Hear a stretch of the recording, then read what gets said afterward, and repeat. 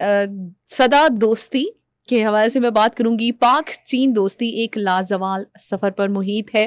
पाकिस्तान और चीन वो मिसाली दोस्त हैं जिनकी दोस्ती हिमालय से ज्यादा बुलंद और मजबूत है और शहद से मीठी और समंदर से गहरी है।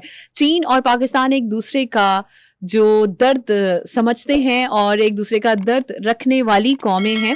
दोनों ममालिक ने हर दुख सुख में एक दूसरे का साथ दिया है। दुश्मन चाहे जितने जतन कर ले, इसकी लाजवाल दोस्ती को कभी भी नहीं कोई तकलीफ या दुख पहुंचा सकता। और पाक चीन दोस्ती और बाहमी मोहब्बत का ये सफर हमेशा कायम और दायम रहेगा। हाल ही में चीन की पीपल्स लिबरेशन आर्मी ने 97th बर्थडे पर पाकिस्तान की जानिब से पाक चीन दोस्ती पर नया गाना रिलीज किया है।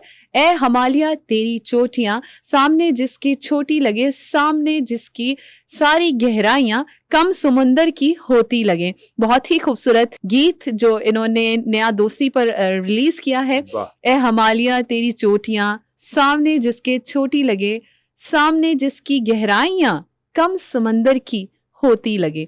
तो जनाब ये बड़ा खूबसूरत सा एक गाना है और पाक चीन की दोस्ती को रिप्रेजेंट करता है।